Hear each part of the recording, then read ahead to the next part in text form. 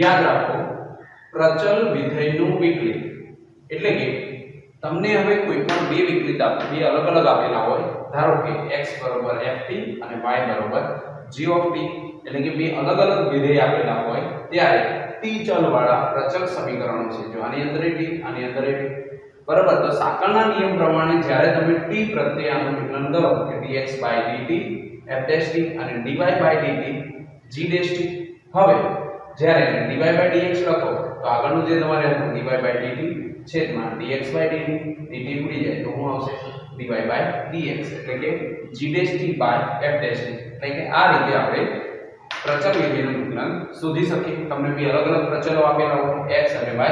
એનું જે અહીંયા આપેલો હોય એના પ્રત્યે વિકલિત કરવાનું હોય અને y વાળા પદને ઉપર અને x વાળા પદને નીચે મૂકવાનું હોય. તે જ રીતે અનંત શ્રેણીનું વિકલન આવે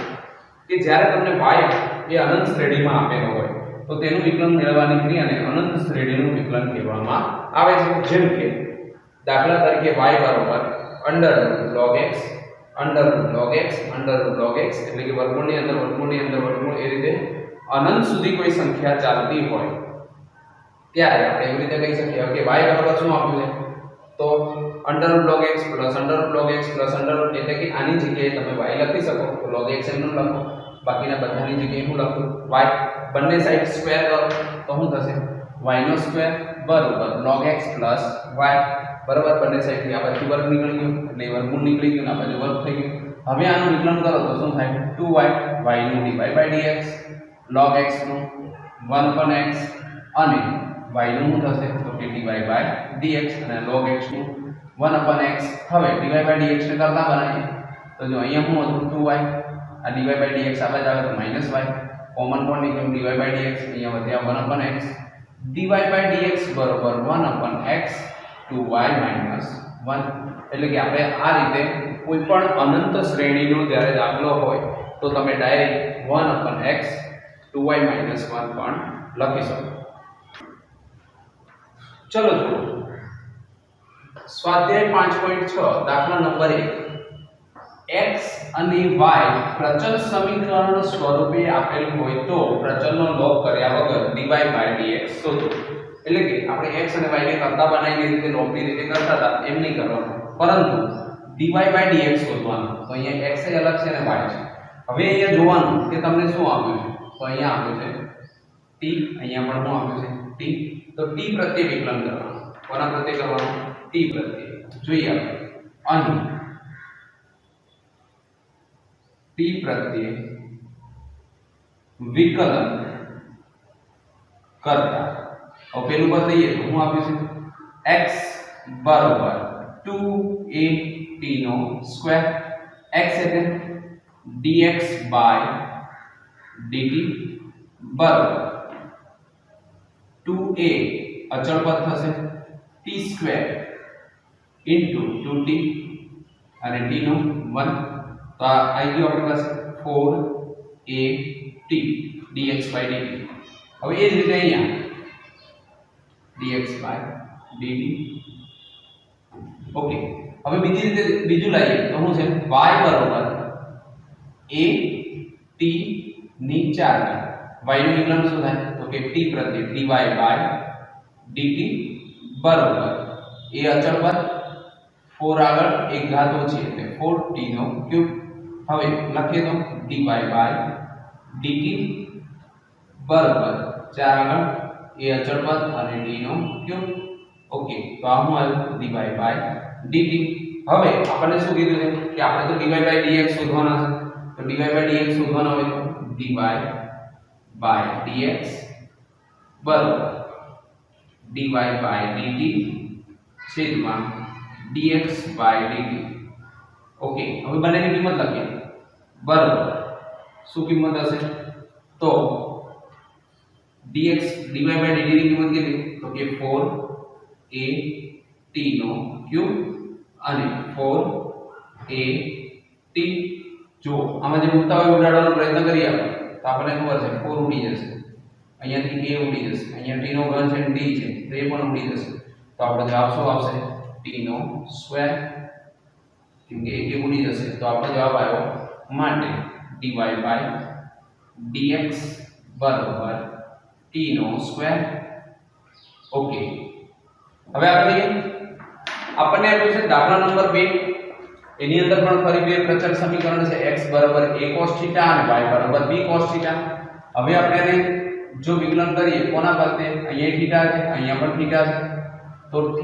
પ્રત્યે વિકલન કરતા હવે તમે θ પ્રત્યે વિકલન કરો એટલે શું આવે, dx dθ બરાબર a એ અચળ પદ cos θ માઈનસ sin θ નું 1 બરાબર આ હું આવી ગયું dx dθ. હવે આપણે કોને ની જરૂર છે, dy dθ બરાબર bm નું cos θ નું માઈનસ sin θ. ઓકે, હવે આપણે શેની જરૂર છે, તો આપણે જરૂર છે dy dx ની dy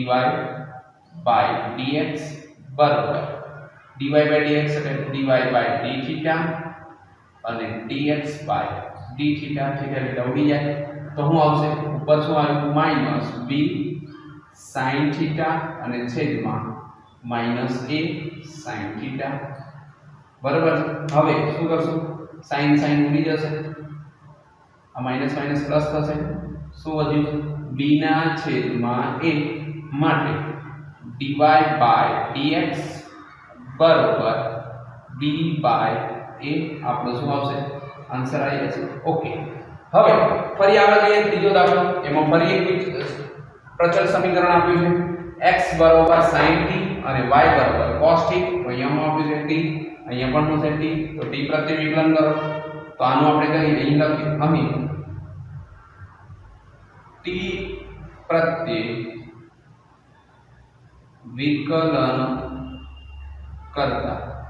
હવે તમે t પ્રત્યે વિકલન કરો એનો મતલબ dx dt બરાબર આ પેલાનો આપણે લઈ લઈએ બરાબર sin t નું શું થઈ જાય, તો કે cos t. ઓકે, એ જ રીતે આપણે એક મળી ગયું. હવે અહીંયા આનું કરીએ તો dy dt બરાબર cos t નું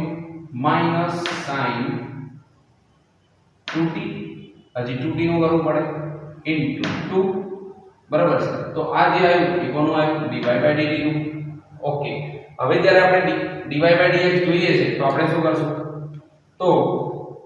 dy dx બરાબર dy dt છેદમાં dx dt. Okay, dy dt dx ની જે કિંમત હોય આપણે લખીએ તો dy dx ની કિંમત dy dt ની શું હતી, તો કે -2 sin 2t છેદમાં cos t. હવે જો ઉપર હજી ભાગ પાડવો હોય તો પડે -2 sin 2t નું 2 sin t cos t આપણું સૂત્ર મૂક્યું sin 2t નું અને છેદમાં શું આવશે, તો કે cos t ઉડી જાય તો શું આવશે -4 sin t. આ રીતે પણ આપણે લખી શકીએ dy dx બરાબર -4 sin t બરાબર. તો આ રીતનું આપણે કોઈ પણ બે પ્રચલ સમીકરણ આપ્યા હોય તો પહેલા dy dt કે dx dy dt શોધીએ અને નીચે dx dt શોધીએ અને બંનેને મૂકી એકબીજાને ઉડાડતા જે વધશે એ તમારો જવાબ આવશે. 4 એની અંદર આપ્યું છે x કોના પ્રત્યે છે t અને y બરાબર પણ શું આપ્યું છે t. એનો મતલબ કે તમે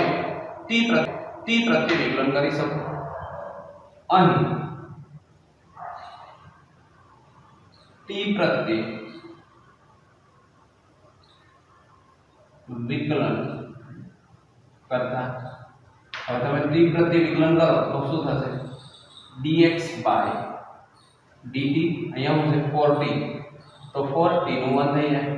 બરાબર, તો 4 આ. એ જ રીતે આ જે ભાગ છે એનું વિકલન કરીએ આપણે તો y નું શું થઈ જાય dy dt બરાબર 4 1/t છે. તો યાદ કરો મેં તમને શીખવાડ્યું 1/t એટલે -1/t टी નો સ્ક્વેર ફરી એકવાર યાદ દેવડાવું આ ટી ઉપર જાય તો શું થઈ જાય માઈનસ ટી ની 1 તો શું થશે -1 ટી ની -1 -1 અને ટી ની ઉપર -2 ઘાત કરી તો શું થશે -1/2 એટલે અહીંયા આવશે માઈનસ ટી નો સ્ક્વેર ઓકે તો આપણે dy/dt પણ મળી ગયું બરાબર એ જ રીતે આપણે આગળ જઈએ તો આપણને શું કીધું છે dy/dx अब dy/dx શોધવાનું હોય તો આપણે શું આવવું જોઈએ dy/dt છેદમાં dx/dt બરાબર dy/dt એટલે કેટલા -4/t² અને dx/dt એટલે કેટલા 4 આ t² છે એ નીચે જતો રહે આ 4 એક સમયે ઉડી જાય જો શું આપ્યું છે 4 તો આ 4 ગયા આ 4 ગયા વધશે હું તો કે ઉપર -1 વધશે અને આ t² નીચે જશે તો શું વધશે t² તો આપણો જવાબ આવ્યો dy/dx બરાબર -1/t². ઓકે ठीक है હવે ફરી આગળ જઈએ x બરાબર cos θ cos 2θ y બરાબર sin θ sin 2θ તમને બે અલગ અલગ આપ્યું છે અહીંયા શું આપ્યું છે તો કે અહીંયા પણ θ છે અને અહીંયા પણ θ છે તો θ પ્રત્યે વિકલન કરવું પડે અહીંયા શું આવશે θ પ્રત્યે વિકલન કરતા જો તમે આના પ્રત્યે વિકલન કરો θ પ્રત્યે તો શું આવશે જોઈએ dx/dθ પેલી રકમ લઈએ x બરાબર cos θ cos 2θ હવે x નું લખીએ તો dx/dθ બરાબર cos θ નું થઈ જાય sin θ cos 2θ નું થઈ જાય તો કે sin 2θ * 2 વધ્યા તો 2θ નું 2 બરાબર હવે આને આપણે લખીએ તે વિકલન કરીએ તો શું આવે dy/dθ બરાબર આ sin θ છે તો sin θ નું શું થઈ જશે cos θ માઈનસ અહીંયા sin θ છે sin 2θ તો sin θ નું થઈ જાય cos 2θ * 2 બરાબર છે હવે cos 2θ નો ભાગ પડે તો કેને કેમ કે cos 2θ છે એના ઘણા બધા ભાગ પડે આમ જો પાડવા દઈએ તો પણ cos θ કોમન નીકળતો એવો ભાગ પડે તો એવું વિચારીએ આપણે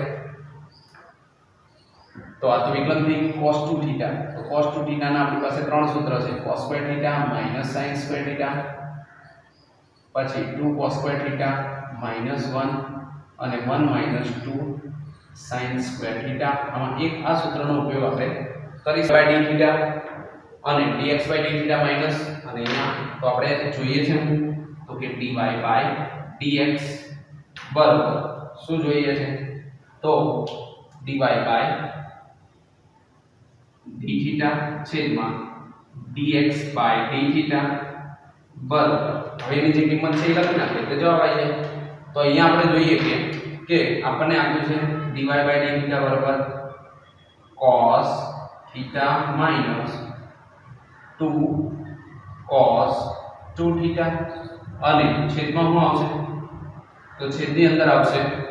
આ માઈનસ છે આ માઈનસ પ્લસ થઈ જાય એક પદને આગળ લખીએ 2 sin 2θ sin θ આગળ પાછળ લખી નાખ્યા તો આ જે પદ આવ્યું એ આપણો જવાબ આવી ગયો બરોબર છે આ dy/dθ આટલો જે ભાગ આવ્યો એ શું આવ્યું તો કે dy/dx ઓકે તો આ રીતે આપણે જવાબ લાવી શકીએ નકર જો આપણે સૂત્ર મૂકીને કંઈ કોમન નીકળતું હોય તો સૂત્ર મૂકીને આમાં ડાયરેક્ટ જવાબ આવી જાય છે હવે આગળનો છઠ્ઠો દાખલો જોઈએ તો છઠ્ઠા દાખલામાં આપણને શું આપ્યું છે કે છઠ્ઠો દાખલો આપણે જોઈએ છે તો એની અંદર આપ્યું છે x બરાબર a θ sin θ અને y બરાબર a cos θ તો હવે આપણે લઈએ કે અહીંયા પણ θ છે અને અહીંયા પણ θ છે તો θ પ્રત્યે કરવું પડે અહીં θ પ્રત્યે વિકલન કરતા હવે θ પ્રત્યે વિકલન કરો એટલે શું થશે જો dx બાય d થીટા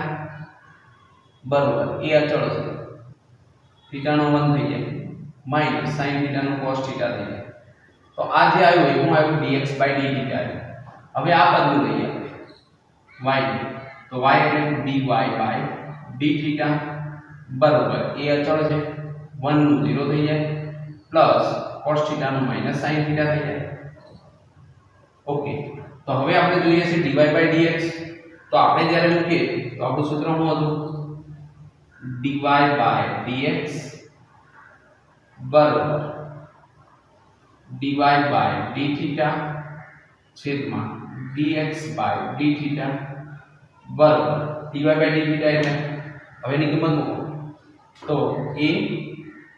અંદર શું છે માઈનસ sin થીટા છેદમાં a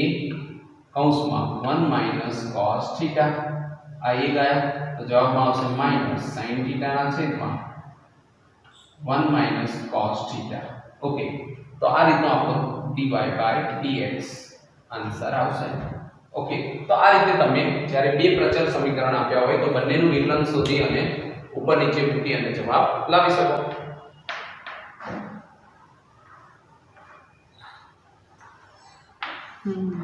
કરીએ ને એમાં શું